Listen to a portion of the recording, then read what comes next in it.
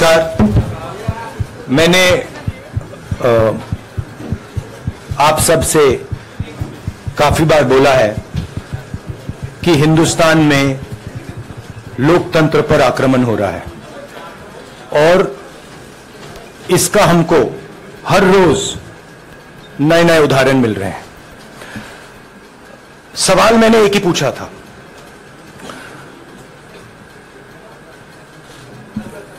Foundation पे जाता हूं। अदानी जी की शेल कंपनीज हैं, अदानी जी की शेल कंपनीज हैं, उसमें 20,000 करोड़ रुपया किसी ने इन्वेस्ट किया। अदानी जी का पैसा नहीं है, का पैसा नहीं है। अदानी जी का इंफ्रास्ट्रक्चर बिजनेस है, पैसा किसी और का है। सवाल यह है, ये जो 20,000 करोड़ रुपए हैं ये किसके हैं? यह सवाल मैंने पूछा। मैंने पार्लियामेंट हाउस में प्रूफ देके, जो मीडिया रिपोर्ट से मैंने निकाला, अदानी जी और नरेंद्र मोदी जी के रिश्ते के बारे में डिटेल में बोला। रिश्ता नया नहीं है, रिश्ता पुराना है। जब नरेंद्र मोदी जी गुजरात के सीएम बने थे तब से रिश्ता है और उसके बहुत सारे पब्लिक प्रूफ्स हैं। हवाई जहाज में मैंने फोटो दिखाई, नरेंद्र मोदी जी बड़े कंफर्ट में बैठे हुए थे अपने दोस्त, अपने मित्र के साथ। पार्लियामेंट में मैंने दिखाई। यह सवाल मैंने पूछा। फिर मेरी स्पीच को एक्सपंज किया गया। मैंने स्पीकर को डिटेल चिट्ठी लिखी, पॉइंट बाय पॉइंट, कि मैंने कहा कि एयरपोर्ट्स अदानी जी को रूल बदल के दिए गए हैं। ये लीजिए रूल की कॉपी, उसको बदला गया है। चिट्ठी लिखी, कोई फर्क नहीं पड़ा। फिर मेरे बारे में मंत्रियों ने पार्लियामेंट में झूठ बोला, बोला कि मैंने विदेशी ताकतों से मदद मांगी। मैंने ऐसी कोई बात नहीं की है। मैंने कहा स्पीकर से, मैंने जाके कहा, स्पीकर सर, पार्लियामेंट का नियम है कि अगर किसी मेंबर पर कोई एक्यूजेशन लगाता है तो उस मेंबर को जवाब देने का हक होता है। मैंने एक चिट्ठी लिखी, उस चिट्ठी का जवाब नहीं आया। दूसरी चिट्ठी लिखी, उस चिट्ठी का जवाब नहीं आया। फिर मैं स्पीकर के चेंबर में गया। मैंने स्पीकर सर से कहा, स्पीकर सर, ये कानून है, ये रूल है, इन्होंने झूठा आरोप लगाया है, मुझे आप बोलने क्यों नहीं दे रहे हैं? स्पीकर सर मुस्कुराते हैं, कहते मैं नहीं कर सकता। और फिर उसके बाद आपने सबने देखा क्या हुआ। सवाल पूछना मैं बंद नहीं करूंगा। नरेंद्र मोदी जी का अदानी के साथ क्या रिश्ता है और 20,000 करोड़ रुपए किसके हैं, मैं पूछता जाऊंगा। मुझे कोई डर नहीं लगता इन लोगों से। और अगर ये सोचें कि मुझे डिस्क्वालीफाई करके, धमका के, जेल में डाल के मुझे बंद कर सकते, नहीं, मेरी वो हिस्ट्री नहीं है।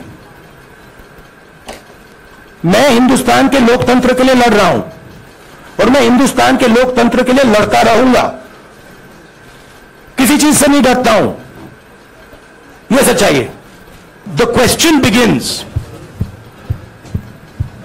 few weeks back in Parliament, where I asked the Prime Minister a very specific set of questions.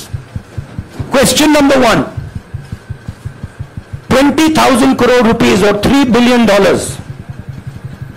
are in shell companies owned by Mr. Adani. Mr. Adani could not have generated this money. He's an infrastructure business. Where did this money come from? Whose money is it? That was the first question. Whose shell companies are there? These companies are working in the defense field.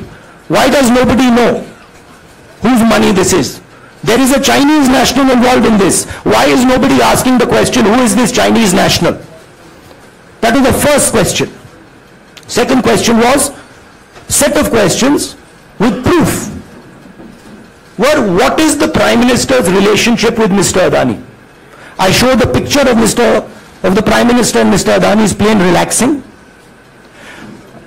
I gave documentation about the defense industry, about the airports, about statements made in Sri Lanka, about statements made in Bangladesh, pictures of Mr. Narendra Modi sitting with the State Bank chairman in Australia.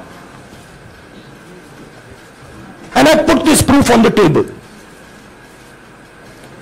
Immediately after that, the BJP started its work. My speech was expunged. I wrote a letter to the Speaker with a detailed explanation on the defense industry, on the airports, with press clippings, supporting documents, legal documents, and said this is the supporting foundation of my speech. I have not made this speech, I have not invented this. This is detailed research, here it is. Nothing happened. Nothing was revoked. My speech today is not part of the record of Parliament. The same, by the way, was done with Mr. Kharge. After that, BJP ministers lied about me in Parliament. They made the statement to distract from the Adani issue. The whole game, disqualification, and all these statements are to distract from the central question, whose money is it? 20,000 crores, whose is it? Kiska hai ye? That's the main question. The whole thing is to distract. So, they said that I've asked foreign forces to help India. Most ridiculous statement. I have never made such a statement. You can look at all the conversations I had in the United Kingdom. Not one such statement was made. In fact, I said this is India's problem. India has to resolve this problem, right? A minister lies on the floor of the House. I wrote to the Speaker and I said, Speaker, sir, it is my right as a member of Parliament, when somebody makes an accusation, to state my position. Please let me state my position. The first letter is not answered. I then write a second letter with more details, saying the names and what was said. Still no answer. I then go to the Speaker's chamber and I say, Speaker, sir, what is going on? We live in a democracy. You are the defender of that democracy. Why are you not letting me make my statement? The Speaker smiles and says, I cannot do that. Come and have a cup of tea with me. Right? So this is the whole drama that is being orchestrated to defend the Prime Minister from the simple question, whose 20,000 crore rupees, whose $3 billion went to Mr. Adani shell companies? Look, I am here defending the democratic voice of the Indian people. I will continue to do that. I am not scared of these threats, of these disqualifications, of these allegations, of these prison sentences. I don't care. I'm not scared of them. Okay? These people don't understand me yet. I am not scared of them. They are used to everybody being scared of them. I am not scared of them. Right? And I will continue to ask the question, what is the Prime Minister's relationship with Mr. Adani? It is an old relationship. It is a relationship that began when he was Chief Minister of Gujarat. Mr. Adani constructed the idea of Resurgent Gujarat, organized all that.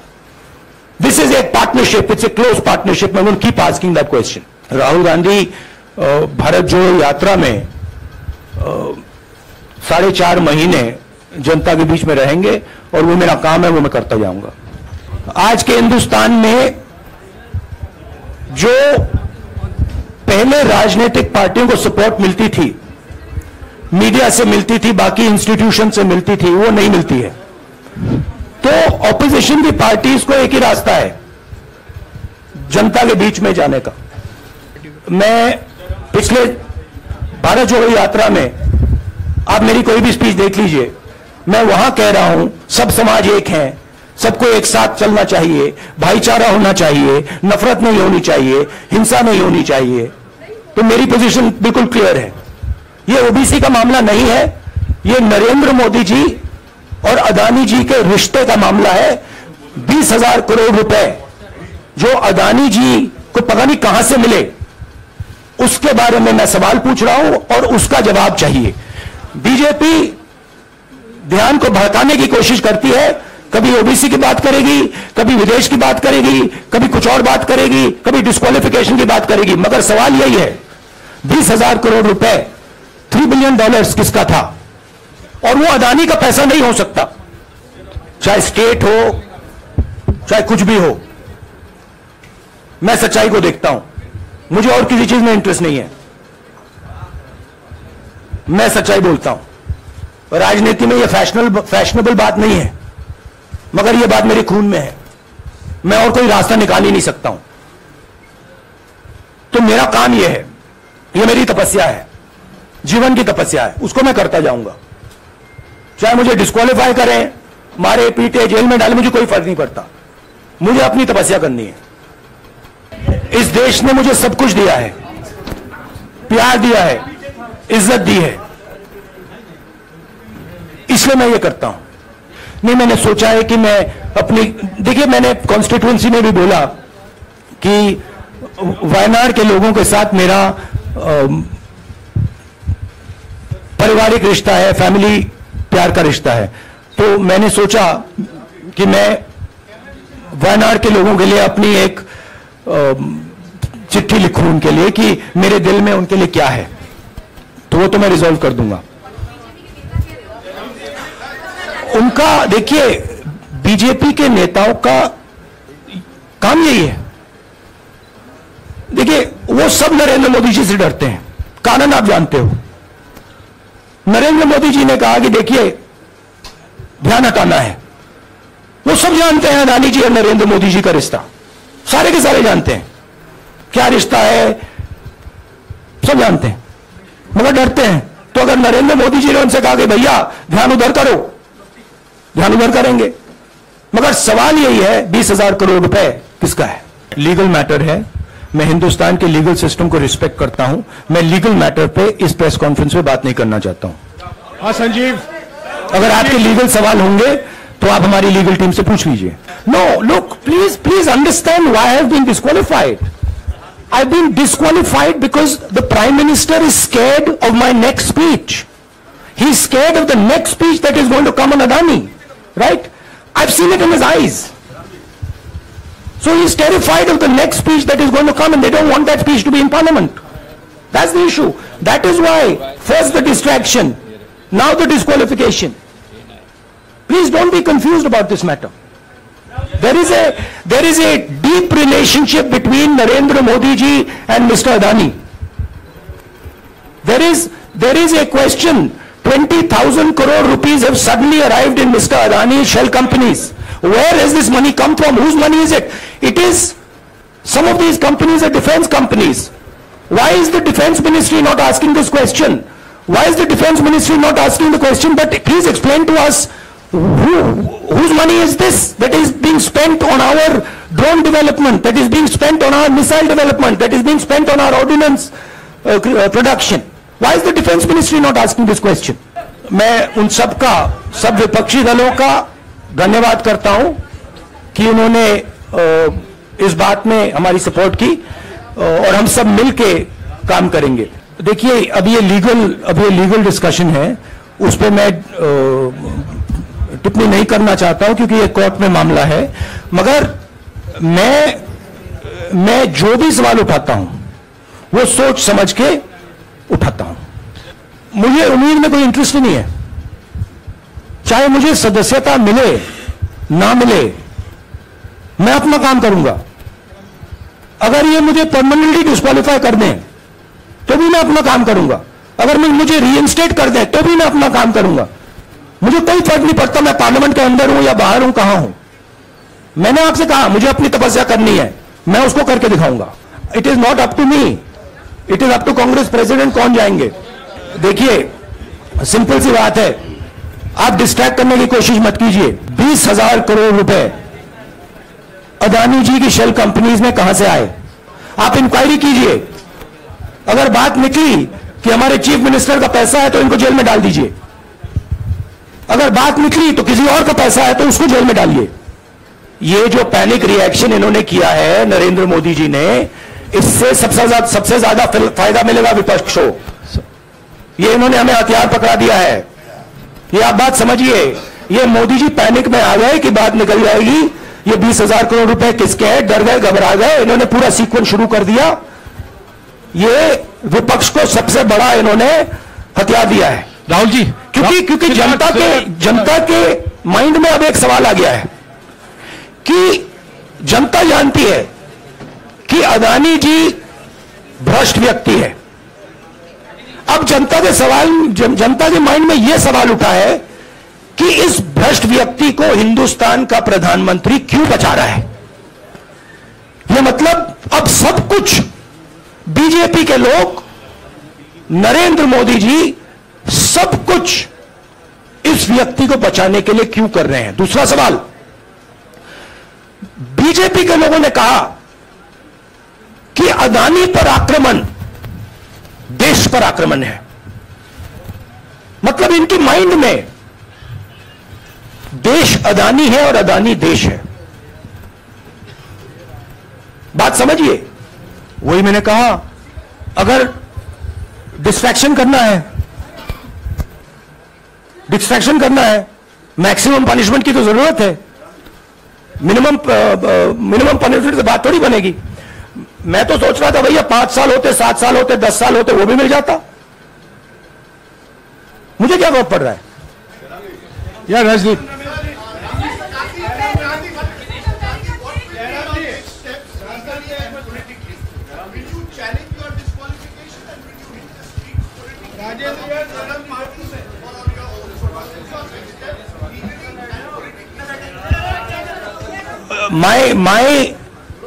I have only one step, and that step is to fight for the truth in this country and to defend the democratic nature of this country that is under. Please let me finish, Rajdeep, unless you want to answer it for me.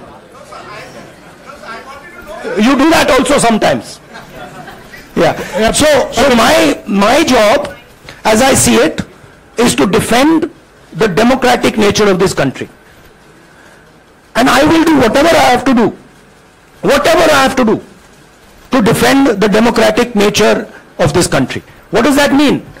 That means defending the institutions of this country. That means defending the voice of the poor people of this country. That means telling the people of this country the truth about people like Mr. Adani, who are basically exploiting the relationship they have with the Prime Minister. See, these are legal matters. It makes me no difference. I told them, it makes me no difference if I'm disqualified, not qualified, whatever. It makes me no difference. Disqualify me for life. Put me inside jail. I will keep going. I will not stop. They look worried to you. I'm excited. Okay. I'm happy that these people are giving me the best gift they could give me. My response to that is that when somebody is guilty of something, they want to distract everybody's attention. Right? If you catch a thief, the first thing he says is, I didn't do it. The second thing he says, look there, look there, look there, look there. Right? That's what the BJP is doing. We have caught 20,000 crore rupees entering Mr. Adani's companies.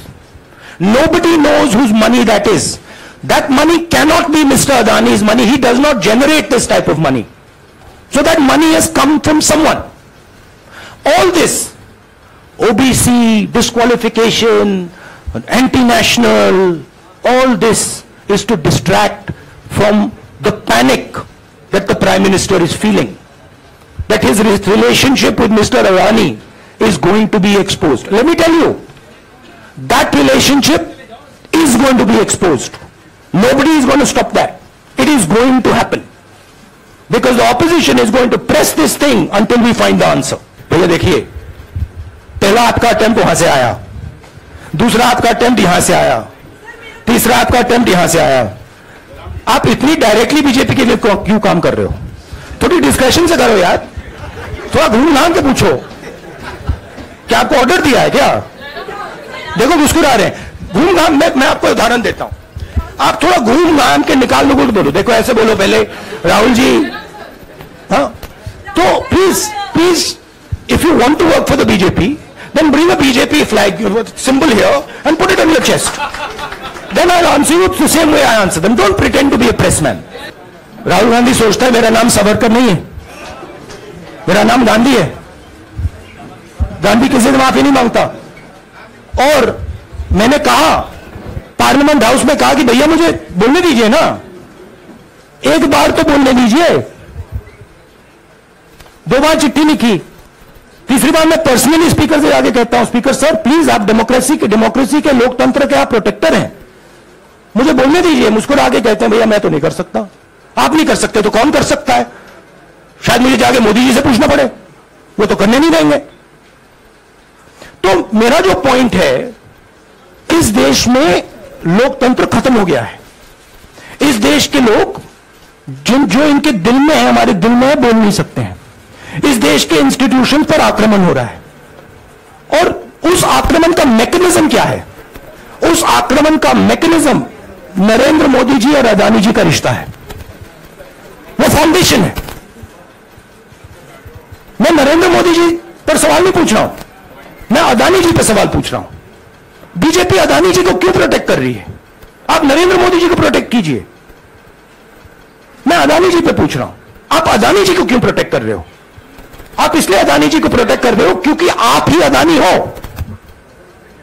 Thank you.